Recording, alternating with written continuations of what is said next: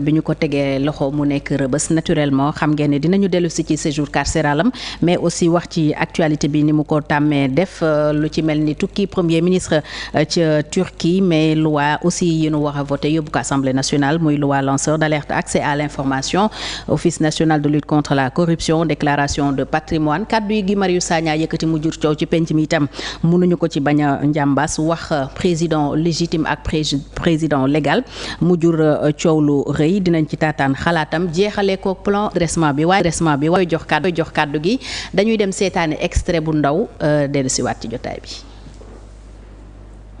Là, je précise, il y a le discours du président Niass. C'est l'un des discours qui m'a le plus plu. Moustapha Niass ñoom ñoo fa nekkoon muy Diomaye ak Sonko ñëpp mën na leen bàyyi.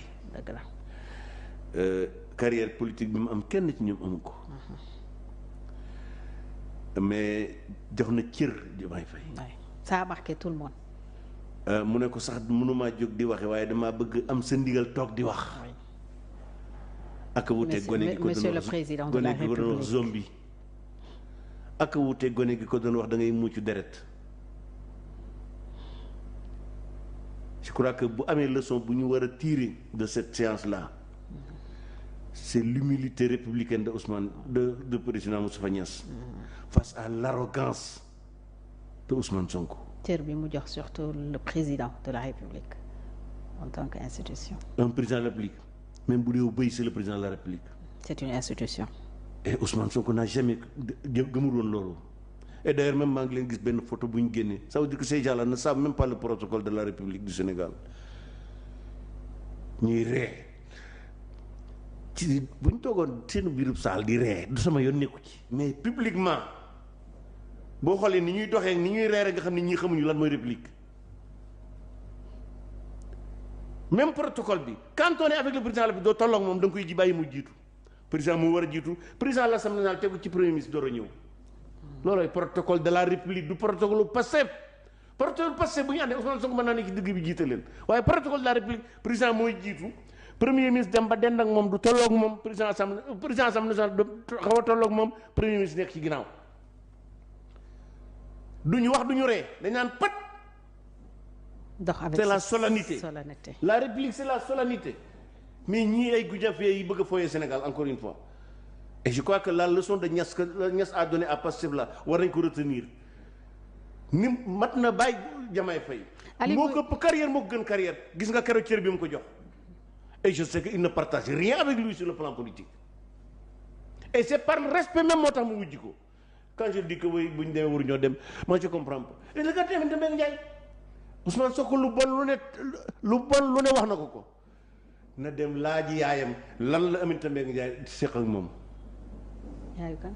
Ousmane Sonko na laaji yaayam moom lan la Aminata Mbengue Ndiaye seq ak yaayam. Et d'ailleurs bon j'ai beaucoup aimé là je précise il y a le discours du président Niass c'est l'un des discours qui m'a le plus plu. Moustapha Niass ñoom ñoo fa nekkoon muy Diomaye ak Sonko ñëpp mën na leen bàyyi. dëgg la. Carrière politique bi mu am kenn ci ñoom amu ko. Mais jox na cër Diomaye Faye. Ça a marqué tout. jërëjëf Régis kon kàddu yooyu moo taxoon ñu woolu Moustapha Diakhaté ñu ngi lay nuyu sëriñ bi am mbégte lool nga dellusiwaat ci jotaay bi di la masawu coono sa njaboot ak say am di jàmm ci li daloon sa kaw bokkoon ak yow tiis bi nag doon naqar bi itam saa suñu fi toogee lii kàddu kon moo taxoon nga dem Rebeuss def fa 51 jours bala nga koy commenté nga nuyoo ba noppi wax ci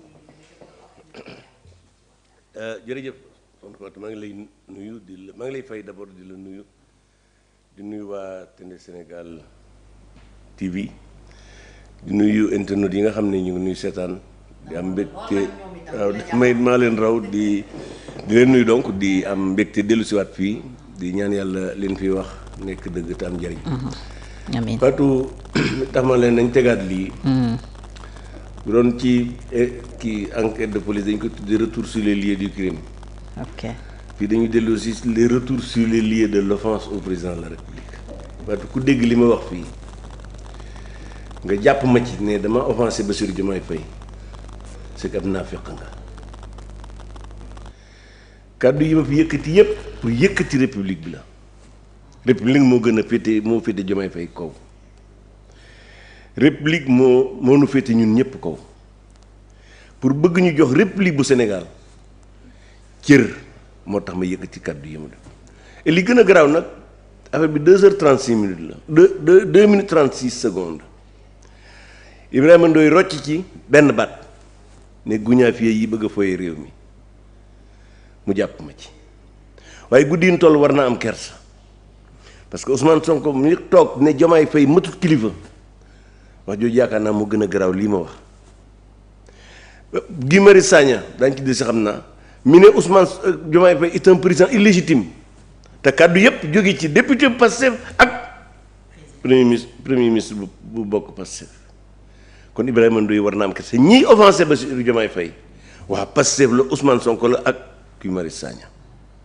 kon lii ma jiñ ay feni kese la je n'ai offensé personne parce que baatu guñaafiye mooy guñaafiye lu bari la mën a tekki baat yu lu bëree bari la mën a tekki ay signification yu bari lay tekki parce que les mots à la limite même n'ont pas de sens ils sont des emplois fii li mu mën a tekki mooy ku xamul dara wax ne ñoom ñett muy Bassirou Diomaye Faye Ousmane Sonko ak El Malick xamuñu dara loolu aw tagg la leen kay du ma wax ne xamuñu dara dama naan xamuñu lu baax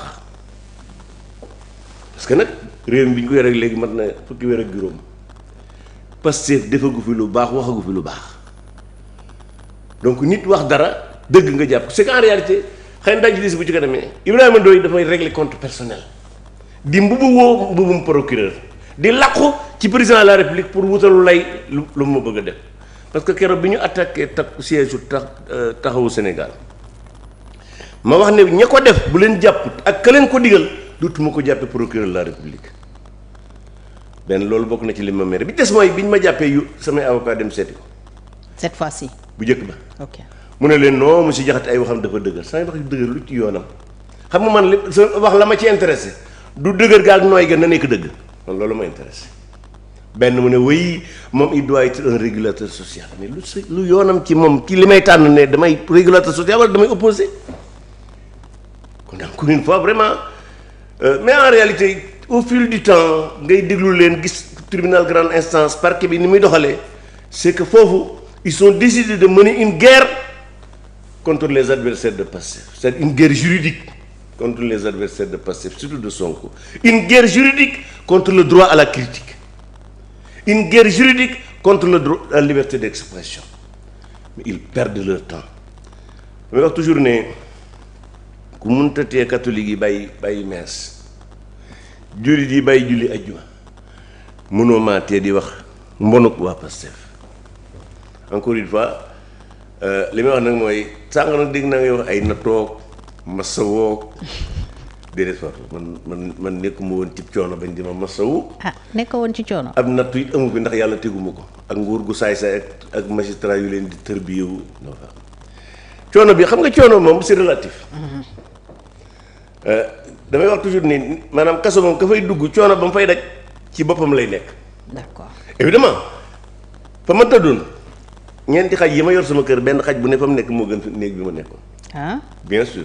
ca Rebeuss Gueye. waaw bien sûr parce que dafa xat ci samay xaj moom ay néeg yu yaatu la ñu am c'est-à-dire man ni ma fonke samay xaj état bu Sénégal fonke wu ko ni ay détenus kon effectivement déjà day compliqué. Oui. mais puisque man xam naa la ma fa yóbbu maa ko def ndax man bu ma noppi woon kenn du ma jàpp. dama toujours xale yi ma nekkaloon ci kaso bi ne leen bokkuma ak yéen ay accident de parcours mu leen fi indi accident de parcours nag mën naa commencer ci éducation bi l'environnement ba yu bëree sûr. par contre moi c'est un choix politique autrement dit la constitution du Sénégal daf ma joxe sañ-sañ ma am sañ-sañu critiquer ñu yor réew mi ma di ko jëfandikoo loolu ma fa yóbbu mais encore une fois